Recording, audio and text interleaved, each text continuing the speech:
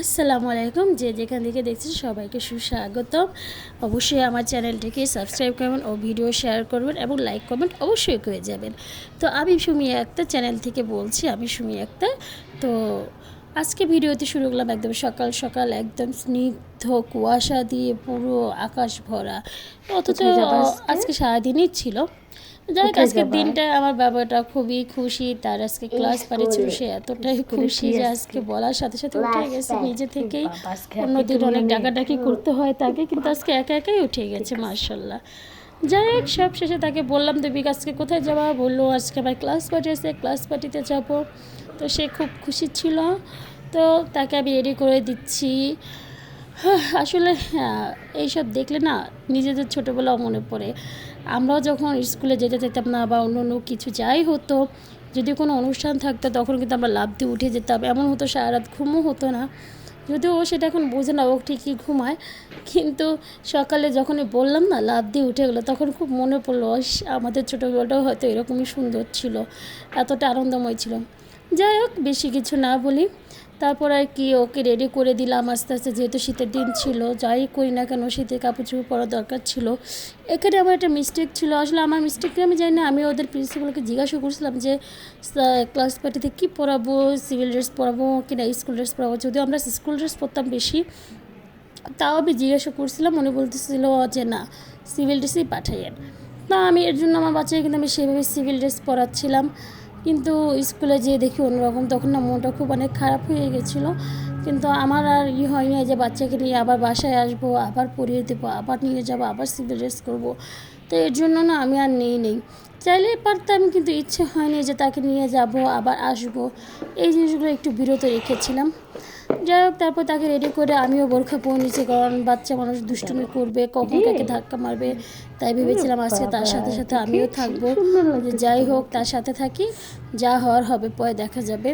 সে দুষ্টুমি করলেও পরে আমি বুঝতে পারবো। তো আমি ওকে বলতেছিলাম হয়তো একটু তাকাও, দেখি তোমাকে কেমন লাগে, তোমার আঙ্কেল আন্টি সবাই দেখুক তোমাকে কত কিউট লাগতেছে মাশাআল্লাহ।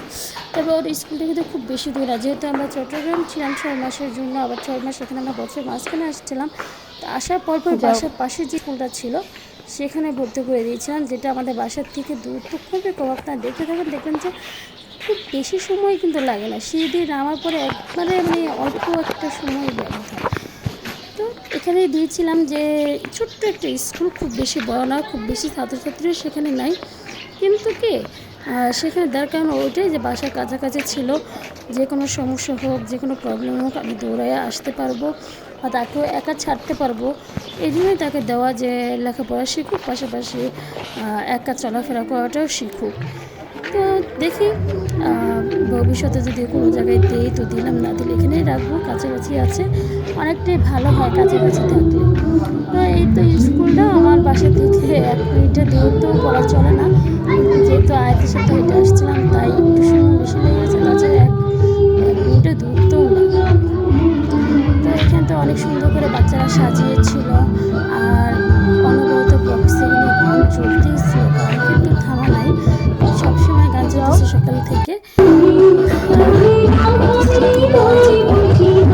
ছিলাম কত ভালো ছিলাম, কত সুন্দর সুন্দর স্কুলের মধ্যে ওরা খুব সুন্দর করে সাজিয়েছে বাচ্চারা, এটা অনেক সুন্দর লেগেছে যে ওরা ওদের সাথে টিচাররাও সহযোগিতা করেছে, এর মধ্যে যেতেও যতটুকু পেরেছে করেছি। আর বাচ্চারা আসলে হ্যাপি, ভালো লাগে, বাচ্চারা খুশি তো গার্জেনও খুশি, আবার দেখতে টিচাররাও ভালোই খুশি যে ওদের পরিস্থিতি দেখুন খুব ভালো কাজ করতেছিল, ছিল এই কাজ করতে সুযোগ ছিল। আমিও আজকে সময় দিচ্ছিলাম যে অনেকদিন পর আসলাম স্কুলে, আমি পড়াশোনা করি। তাই যে বাচ্চাটা আমাদের বাসা থেকে এক টিচারের মেয়ে, সাথে এরা আলোচনা করে, খেলাধুলা করে, অনেক সুন্দর করে সময় কাটায় আর কি। যাই হোক, ভালোই লাগতেছিল, আমি দাঁড়িয়েছিলাম মাঝখানে। আমি আবার এর মাঝখানে প্রায় 5বার বাসায় গেছি, 5বার আসছি, তারপর ভাইয়া বাসায় ছিল, তার জন্য নাস্তা বানাইছি দিয়ে আসছি। কারণ আমি যাওয়ার পরে বুঝতে পারলাম যে তাদের অনেক সময় লাগবে, এইসব জিনিস করতে ছাড়তে অনেক টাইম লেগে যাবে। তো আমি আর থাকি না, আমি কয়েকবার গেছি আসছি, এমন কত করে রান্না করেছি, আবার আসছি ওদের ক্লাস পার্টি শেষ হতে প্রায় 2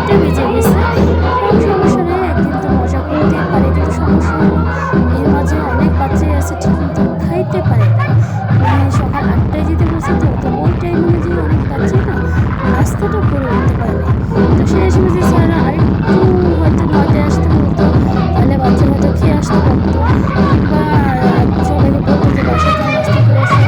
আসলে আমার সাথে যায় না, তার সঙ্গে বলেছিল কিনা, যেহেতু আমি ওই টাইমটা বাসায় ছিলাম। যাই হোক, এভাবে কিছুক্ষণ চলে যাওয়ার পরে আমি বাসায় আবার আসার পর দেখি যে তাদের পিটি শুরু হয়ে গেছে। সব বাচ্চাকে লাইন করে দাঁড়িয়ে পিটি করাচ্ছিল। আর আমি শুধু ভাবতেছিলাম আমার সেই ছোটোবেলা কোথায় গেল, আমিও ছোটো থাকতাম, কেন বড় হলাম, আমিও তাহলে পিছু হয়ে দাঁড়িয়ে করতাম। যেহেতু বাচ্চারা পারতো না, তাদের শিখিয়ে দেওয়া হচ্ছিলো, তারা সেই দেখে দেখে করতেছিল। যাই হোক, এভাবেই চলে যাচ্ছিলো। এরপরে একটা কেক আনা হয়েছিল, কেকটা কাটা হয়েছিল বাচ্চাদেরকে নিয়ে। আবার একটু ডান্স হয়েছিল, বড় মেয়েদেরকে নিয়েছিলাম, সবাইকে দিয়েছিলাম। অনেক মেয়ে আছে ভুল করতো, শাড়িটা ভুল করেছিল। আমি প্রায় 3-4 জনকে ধরে ধরে শাড়িগুলো শিখে দিয়েছি। আসলে বাচ্চাগুলো আমিও দেখা করতে চাই, কিন্তু ঠিক মতো ওরা কল্পনা করতে পারে না। আবার কীভাবে পরে শাড়িটা আয়ত্ত থাকবে সেটাও বুঝে না বাচ্চাগুলো। যাই হোক, এভাবে চলে গেল সারাদিন। তারপর আবার আমাদের বাসার ওই বাচ্চাটা দেখেন শাড়ি পরে খুব লাগতেছিল। যাই হোক, এভাবে তো দিন চলে যায়, কত স্মৃতি আসে যায়, কত শৈশব আমরাও কাটিয়েছিলাম ইচ্ছে করে, আবারও শৈশব ফিরে যাবো। কার শৈশব কেমন ছিল অবশ্যই কমেন্টে জানাবেন। ভালোও থাকবেন। আর আমি ভিডিওটা খুব বেশি বড় করবো না, খুব সংক্ষেপে শেষ করবো। লাস্টে ওদেরকে বিরিয়ানি দেওয়া হয়েছিল, প্যাকেট করে বিরিয়ানি নিয়ে আসা হয়েছিল, সেটা আমি করে, কারণ দুপুর হয়ে গেছিলো, খাওয়া হয়নি ঠিক মতো। আমারও আজকে সেটা দিয়ে গেছে, অনেক কী হয়েছিলো, কী আর করার। তা পরে এই পর্যন্তই ভিডিওটি খুব বেশি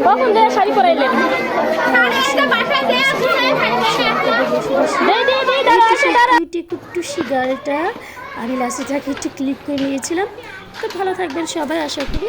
এই আমি বিরিয়ানি প্যাকেটটি বাসায় চলে যাচ্ছি। আল্লাহ হাফেজ, এবং অবশ্যই অবশ্যই নিজের খেয়াল রাখবেন। শীত পড়েছে। আল্লাহ হাফেজ।